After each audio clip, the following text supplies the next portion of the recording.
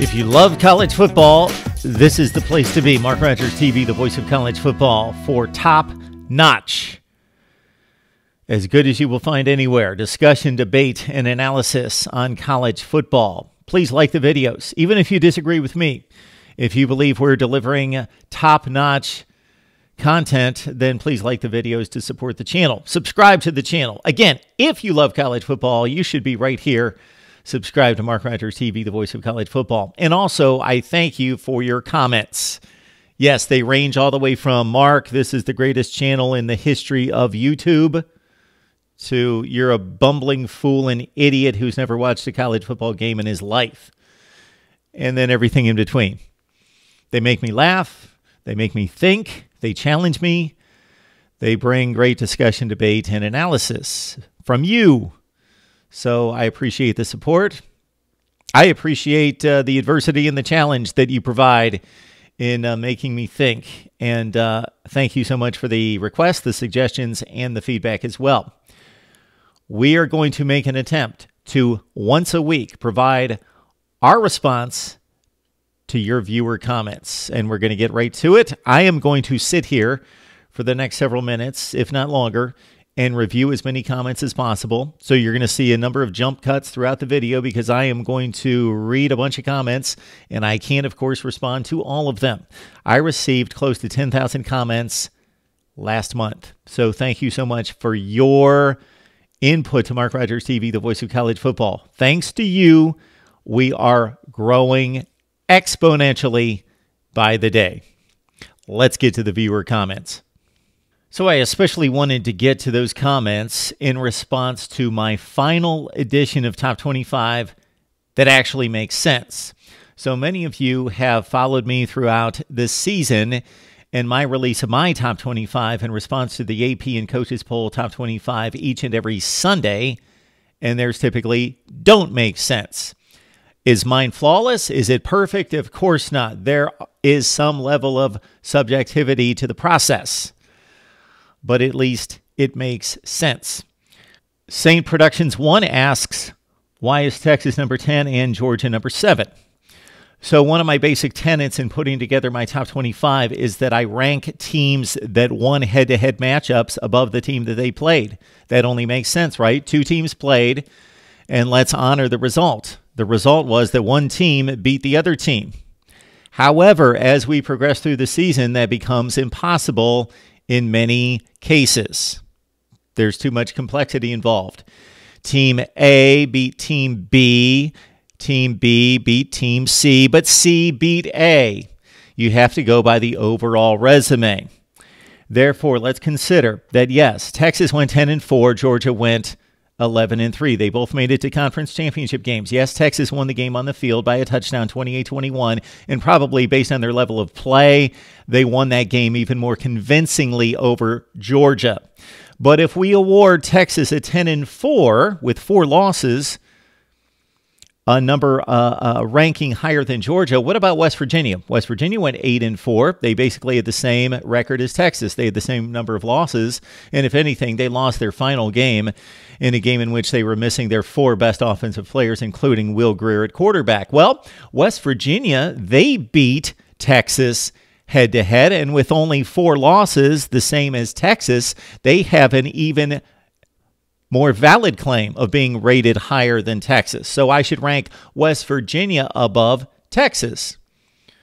Well, Iowa State went 8-5, so they had a game within the record of West Virginia. Plus, they beat the Mountaineers head-to-head by 3 scores. So, of course, Iowa State should be ranked ahead of Texas, right? That's right. Texas beat Iowa State. You understand that we can't honor in every case the head-to-head matchup as this season goes along. It can't be done.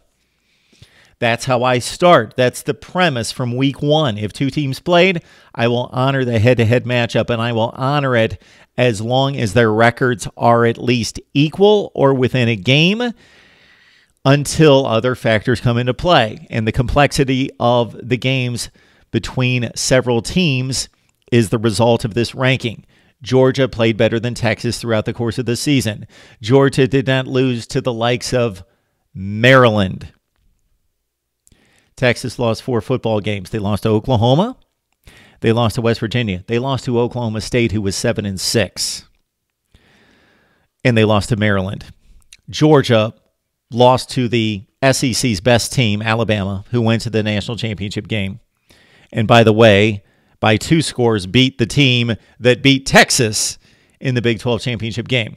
I can back up and substantiate this ranking of Georgia at 7 and Texas at 10 about 42 different ways.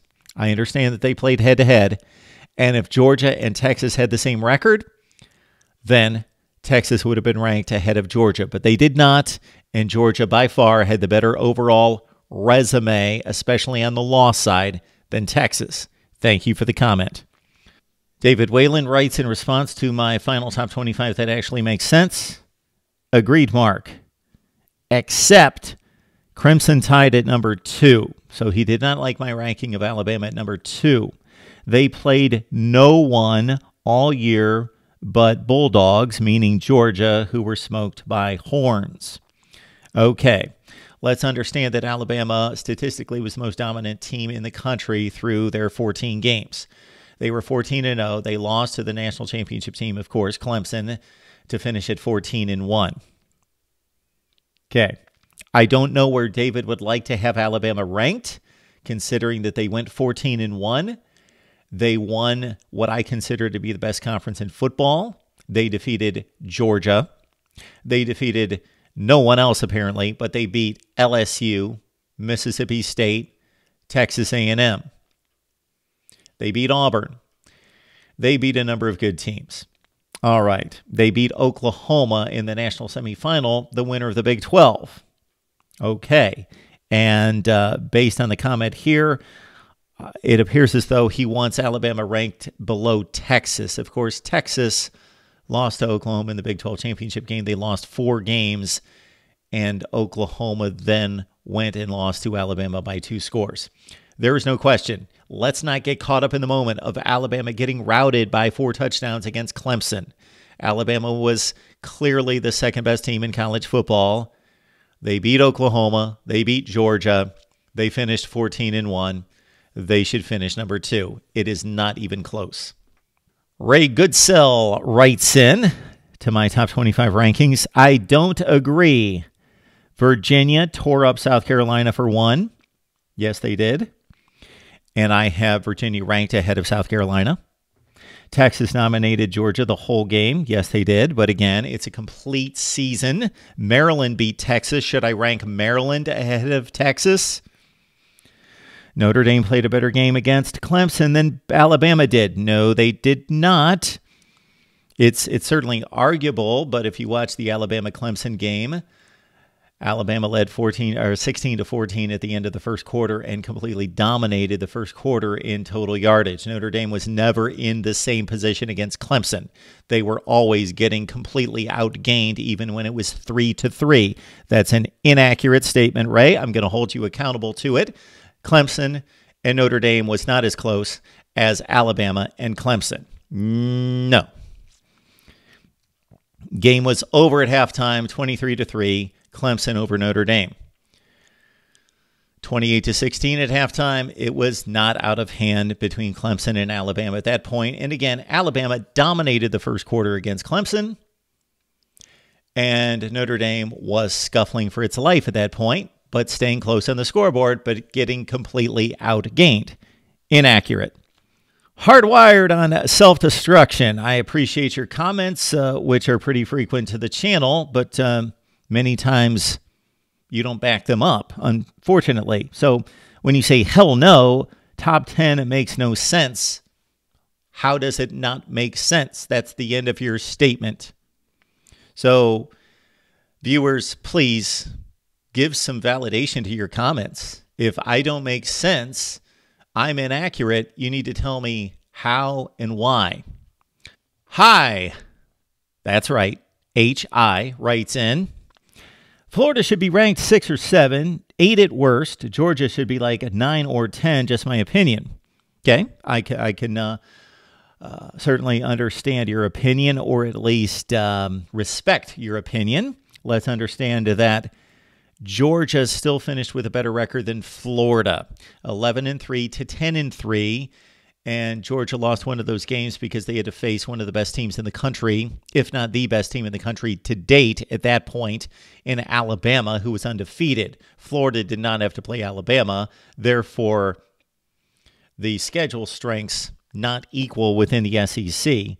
Oh, yes, they played head-to-head. Should we not honor the head-to-head matchup, which can easily apply here because the two teams play in the same conference, the same division, so their schedules are almost identical within the conference? Georgia 36, Florida 17. Georgia won the division. Georgia went to the SEC championship game. They played Alabama down to the wire. There's no comparison between the resumes between Georgia and Florida. Everyone's getting caught up in the Georgia result against Texas. Yes, it means a ton.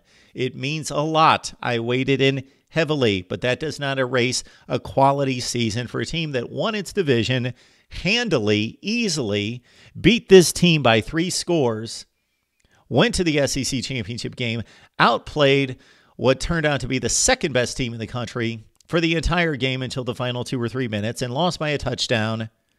Yes, Georgia should be ranked ahead of Florida. Jimmy86 writes, why is Wake Forest not in the top 40? We only had one 7-6 team crack the top 40, and that was Oklahoma State, who defeated Missouri, a quality 8-4 SEC team, in the bowl game, and Oklahoma State had much, much better wins than Wake Forest. Who did Wake Forest beat? North Carolina State, who had no quality wins. Who did Wake Forest beat? Yes, who did they beat? They beat Memphis in a very tight, close game in the bowl game against a Memphis team that went 8-6. Oklahoma State took Oklahoma to the wire. They went for a 2-point conversion that would have won the game in Norman. Lost 48-47. Oklahoma State, again, beat Missouri in the bowl game. They beat Texas. They beat Boise State. Oklahoma State's run of wins, very impressive. Wake Forest, not so much. Not really a difficult decision for me right there. Oklahoma State at 7-6 over Wake Forest 7-6. Arel G writes, great job. The top 25 finally makes sense again. Thank you, Arel. Appreciate the comment. Bucks fan writes in, can you explain 9 through 6? Why is LSU ahead of Georgia and Florida? Does the LSU loss to Florida head-to-head not count to you because it was at the Swamp? All the results count. Georgia lost to LSU, but in Death Valley. Georgia has to be the second-ranked SEC team. Don't overreact to bowls. Okay, I've got some people who think that I don't react enough to the bowls, and then other people that think I overreact. Let's make it clear, I don't overreact to any one component of this. It all comes into play. The games are weighted equally. All right, so we have that situation. Georgia beat Florida. Florida beat LSU, but LSU beat Georgia. Yes, I take home road into consideration to a certain extent. So Georgia's loss, a little bit more understandable, having to go to Death Valley. LSU had to go to the Swamp. Florida-Georgia played a neutral site game. The LSU-Florida game, we take performance into account as well. So it's results first, but it's also performance, meaning that a result is just a win-loss. That's all it is. You either won the game or you lost the game. There's no in between. But you have to weigh in performance as well. Did you win the game 50-0, or did you scrape by 31-28 in a very questionable game in which both teams showed to be very equal? Well, that's what we certainly had in the LSU-Florida game. This game went down to the wire. LSU was the better team in the first half. Florida made big plays in the second half, and it was close down to the final drive in the Swamp.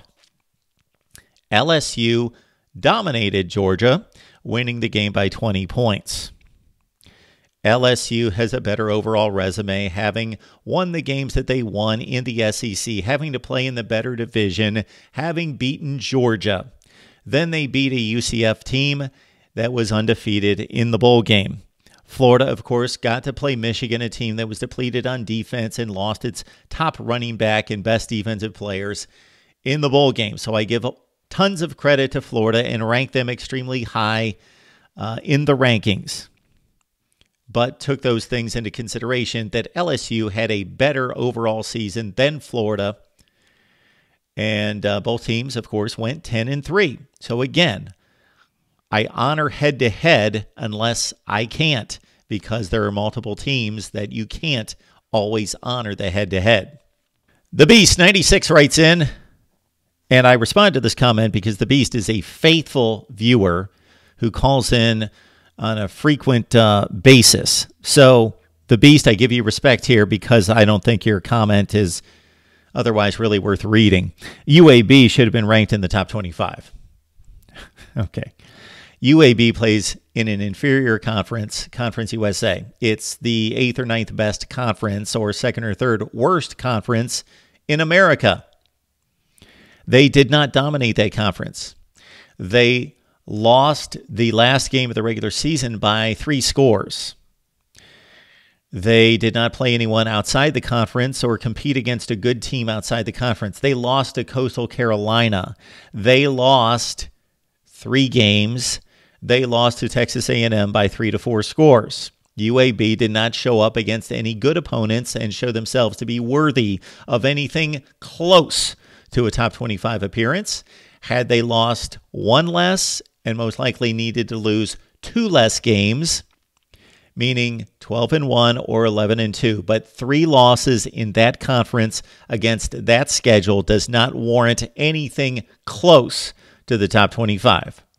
Lamont Mays writes in, this list makes sense if based on purely talent and potential. I rated the teams based on talent and potential. Okay. But I base my list on the outcome of games played. Of course, he didn't include that list. If you're really that good, there are no excuses. Okay. I'm not making any excuses. This is the most logical top 25 you're going to see. And to that point, this list doesn't make sense. Of course, there is no reason given as to why it doesn't make sense. Let's see if he continues. All right, somebody else responded, and then Lamont responded to them. Let's make that comparison. Auburn had an 8-5 record, 3-5 in the conference, and finished 5th in their division, not conference, division, compared to Syracuse, who had a 10-3 record, 6-2 in the conference, and finished 2nd in their division. Northwestern had a 9-5 record, 8-1 in conference, and finished 1st in their division. Lamont is asking why Auburn was not mentioned in the video. Urban Nation writes, this is the only top 25 that actually puts Northwestern in the right place. Thank you, Urban Nation. Johnny Bays, switch Notre Dame and Ohio State, and we are good. All right. Ohio State and Notre Dame both finished with 1 loss. Ohio State played 1 more game. That was against a really good opponent in the Big Ten championship game. Oh, yes, it was Northwestern, right? Ohio State beat Northwestern by 21 points. Notre Dame beat Northwestern by 10 in a game that they were only winning by 3 with a few minutes left. Skated by and won 31-21. Ohio State, after a flurry by Northwestern right at the beginning of the 3rd quarter, controlled that game from mid-3rd quarter to the end of the game. Not really comparable performances. Ohio State, Michigan, Notre Dame, Michigan. They both played those games at home.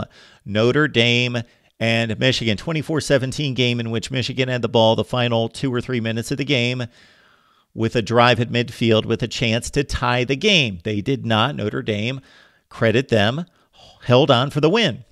Ohio State crushed Michigan. They scored 62 points. It wasn't close. They had the game won at halftime. Ohio State played a much more dominant style of football down the stretch, and they were better than Notre Dame. Beat Washington, another quality opponent, a top 10 opponent in the Rose Bowl.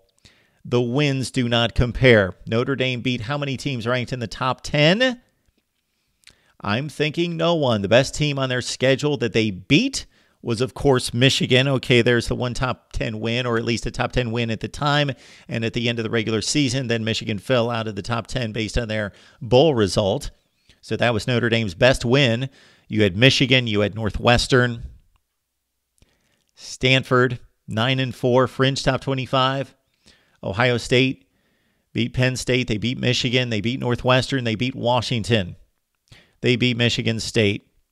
They had a better resume. They beat a TCU team that won a bowl game. Ohio State should be ranked ahead of Notre Dame, and they are. Joe Namath writing in. Broadway Joe, how about that? Makes sense to me, Mark. Great job all year. Objective and professional. That's my goal. Thank you. James Football. Why are Oklahoma and Notre Dame ranked behind Ohio State? That was a difficult call, James. You may want to ask the same to the coaches poll and the AP writers who made the same move as me, which I create my rankings without consulting the AP Top 25 or the coaches poll because I do not want to be influenced. I look at their polls after, and they made the same decision as me. Notre Dame was blasted by Clemson 30-3. Notre Dame lacked in quality wins. They built a difficult schedule, but Stanford, Florida State, Virginia Tech, and especially USC were down. So Notre Dame had few quality wins. Ohio State had more quality wins. Oklahoma lost by 2 scores to Alabama after having a number of close calls in the regular season. So I made the decision there. Oklahoma, having lost a second game, would move below Ohio State, who finished the season at 13-1 to Oklahoma's 12-2. Reasonable Gump of all people, slamming Alabama, saying they are way too high, should be 4th or 5th behind Georgia and Ohio State and probably Oklahoma. I think that might be with a wink. Obviously, Alabama was, by most measurements, the best football team in America through 14 games. They were blasted by Clemson in the second, third, and fourth quarters after dominating the first quarter and lost by 28 points. I will remind everyone that I don't overreact. You lose to the best team in the country by 28 points, but you were the most dominant team before that. You're not going to just plummet, especially behind a team that you beat in the SEC championship game to win the conference when they did not win the conference, and below the other two teams, and of course Oklahoma, who you beat in the national semifinal, which leads me to believe that Reasonable Gump was giving me a wink. I'm just kidding. Michael Neely. I love this comment. Michael's a moron. Your head is up your rear. After less than 1 minute, turned it off. And then Michael, of course, is incapable of explaining why he turned it off or why my head is up my rear. Michael, be a stand-up guy. Explain yourself. I love the debate. Bring it. You're obviously hiding behind your computer and are incapable of explaining yourself. So either continue to watch the channel, learn, listen and learn. We will educate you. Or maybe you need to take some type of writing courses. Whatever the opportunity is there are resources out there available for you. Levine writes in, this list is complete trash. Another brilliant soul who doesn't write anything beyond that, who is incapable of explaining themselves and pointing out and making any valid points as to why my list is complete trash. I am open to your opinion, which my list, my top 25, is complete trash. You would, of course, need to explain yourself, but apparently you're incapable of explaining yourself. So you need to bring it. You're pretty pathetic in leaving statements like that and then running. Deacon Star 003, do a top 128. So we'd leave off the last two in the FBS and say they're garbage and do 128. That would be fun, huh? Maybe we could do that. I'll consider it. There are so many other content ideas I need to get to, but I'll consider the top 128. Thank you, Deacon Star, for writing in. And then we have Beast Mode writing in, are you going to do a way too early top 25? People love those, don't they? The way too early top 25. So I could just throw one out there. I could roll out a way too early top 25. There are zillions on the internet, and I believe most of those platforms copy from each other just to make it easy. Clickbait, get it out there. People love to read way too early top 25s. I would actually do mine in a responsible way in which I would research the teams to understand who's coming back, who's leaving for the NFL draft. In response to my video, Chasing Clemson and Alabama, Ohio State's Quest, Dave Kraft writes some really good information here. He doesn't follow up this bit of information with any type of lead as to where he's taking us. He's just providing information for us to take in, consider, put it into context, and realize what the results have been on the field. Good job, Dave. This is what it is.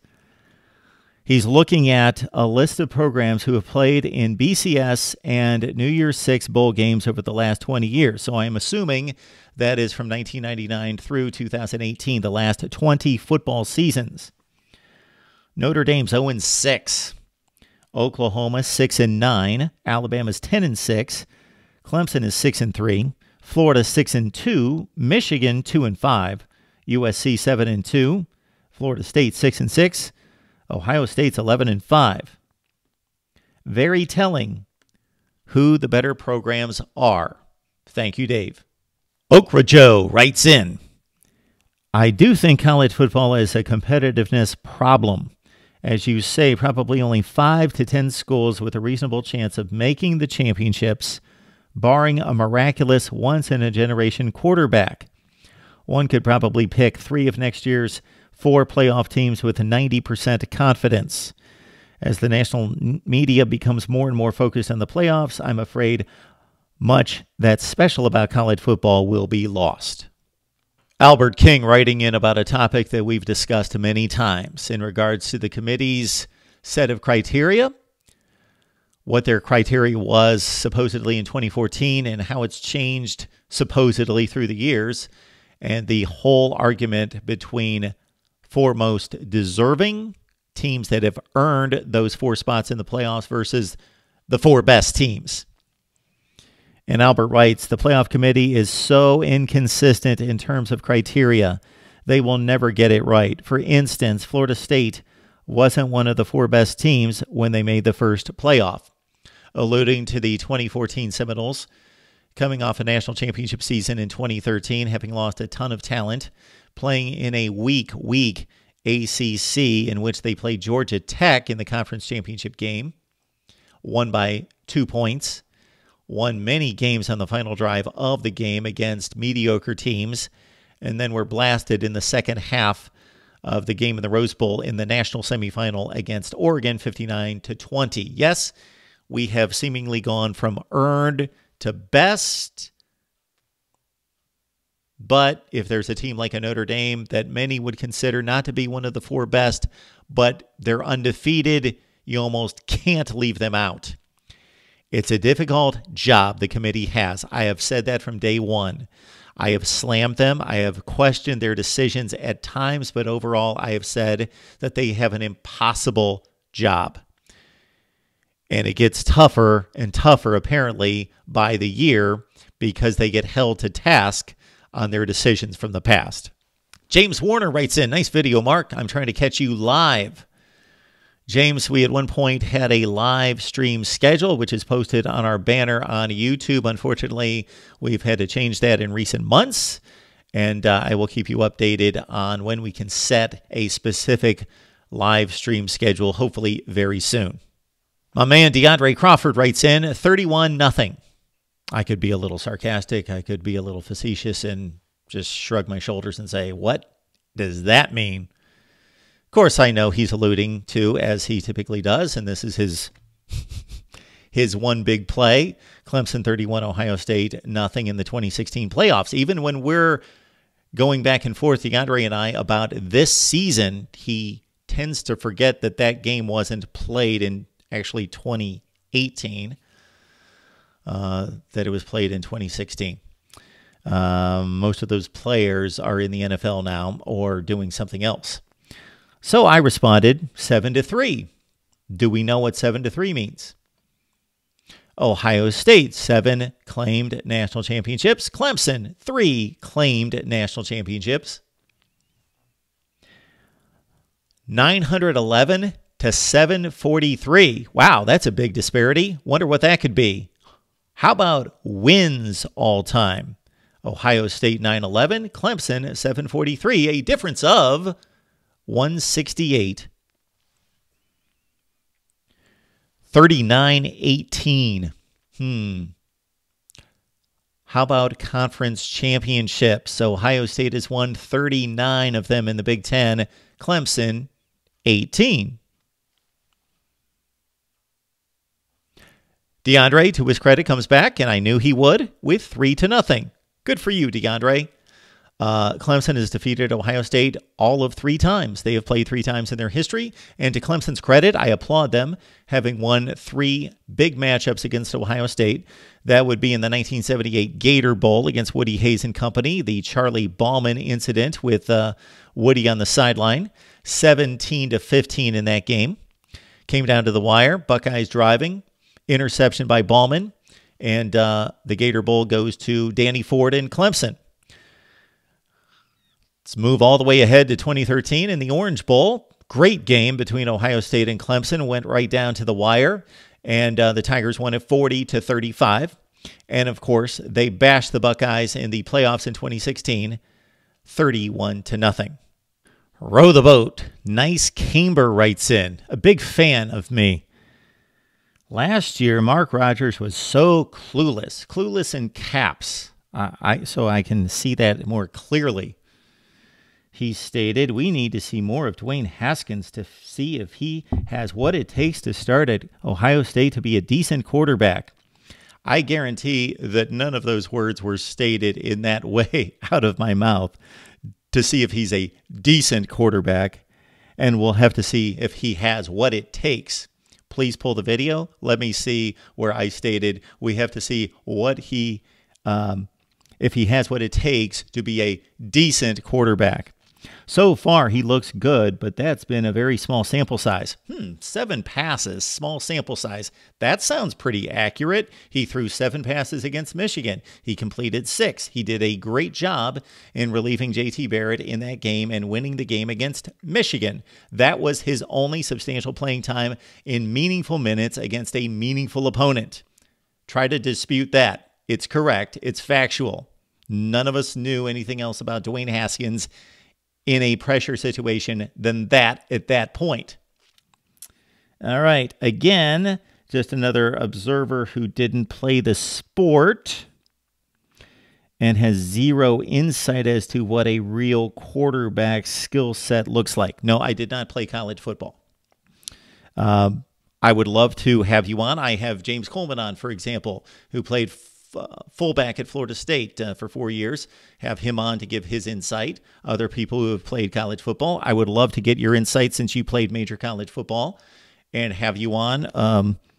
Row the boat. Row the boat. Come on. I don't know what your real name is, but come on the show.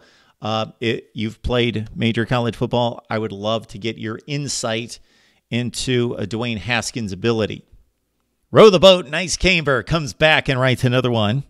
Sad you guys can't see that Ohio State Urban Meyer had the talent in caps. Man, I can see that so much better when you put... Could you write it all in caps? Because, yeah, I have difficulty understanding the rest of it. So I see talent, every, great. Sad you guys can't see that Ohio State Urban Meyer had the talent to win it every year he was at Ohio State. He is a great recruiter, but just an average head football coach. Average. If Urban knew how to utilize an accurate pass, in caps, first quarterback in the spread offense, and our defense had remained the same as it was during the first 5 years at Ohio State, thanks to Luke Fickell, 6 straight natties would not have been out of the question. Okay, row the boat. Again, see, you need to listen to more than maybe just one video, maybe watch more than one video.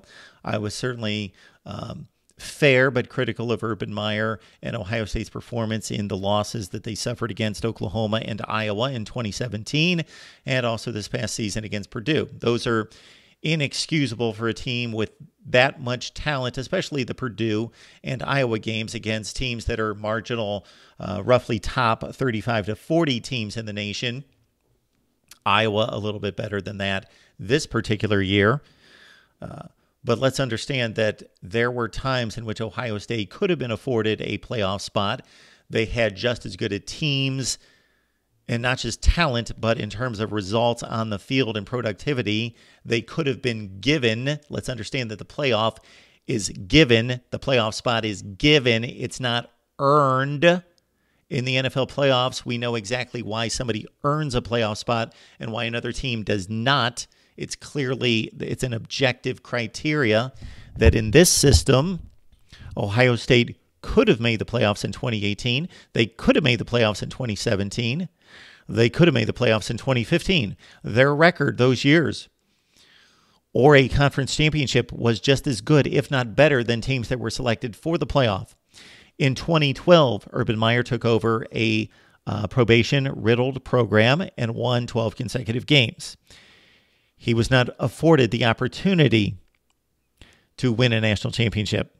So there are 4 different seasons out of 7 in which Urban Meyer's team, by many criteria, much of which has been used by the College Football Playoff Selection Committee, could have placed them in the college football playoffs, and they did not have the opportunity to play for a national championship.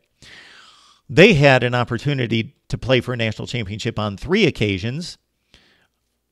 We can assume in 2013, and they lost the Big Ten championship game to Michigan State when they were undefeated and would have held a spot against Florida State in the BCS championship game. So they blew the one game against Michigan State after winning 24 straight. So let's also understand that no coach wins every game. And let's understand that this guy, Urban Meyer, who's an average coach, has the greatest winning percentage, the greatest, highest, best winning percentage in the history of modern college football, post-World War II. All right.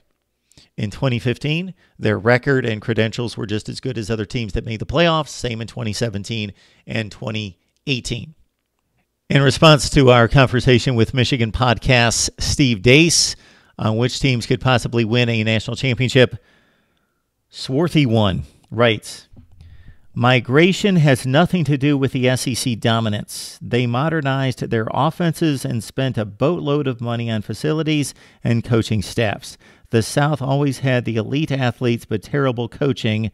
That has changed." Okay, Swarthy1, you've got some decent points there. The components that you list, the better coaching, the money, the facilities, the resources, the coaching staffs, all of that makes complete sense, and it's totally accurate. But you cannot discount that people have moved from the Northeast and the Midwest to the South. When you have more people to choose from, when you have in a particular area, let's say 4 million people, where 20 years ago you had 2.5 million people, it only makes sense that you have more athletes, therefore you have, by reason, better athletes to choose from. Most student athletes in high school stay close to home to play in college. That is obvious. All we have to do is run through any roster in America, especially we'll go to the SEC and see where those kids played. Well, they played in the South. They stayed close to home. Therefore, the SEC schools have an advantage, which is completely valid because most of the talent is there in the Southeast, in addition to Texas and California. All right. Much of that talent moved from the Northeast and from the Midwest. Jay, the U family blaze. Much love, Mark. Thank you, Jay. I'd like to thank everyone who's commented to Mark Rogers TV, the voice of college football. Thank you so much for your contribution. It helps the channel. It stirs up discussion, debate, and analysis. It makes me think. It challenges me. And I am not flawless. I make mistakes. I certainly make misevaluations, and sometimes it makes me think. And I certainly apologize to many of you at various times, or considered your viewpoint and used it in future videos. So I appreciate your knowledge, your insight into the voice of college football as well. And for those of you who continue to leave rude, disrespectful comments to me, I find them amusing. They're hilarious. So please continue to do so. But please respect those other viewers who write in and trash talk. Talk it up. Get after each other. All that's in great fun. This is sports. It's just a game. It's only football. So hopefully there's not a whole lot of venom that's passed on back and forth. But please be considerate of the other viewers on the channel and the other people that like to comment and provide their feedback as well. And hopefully we're doing something here in which you will want to take part and debate in a logical and reasonable and rational fashion the sport that we all love, the great sport of college football. Right here at Mark Rogers TV, the voice of college football.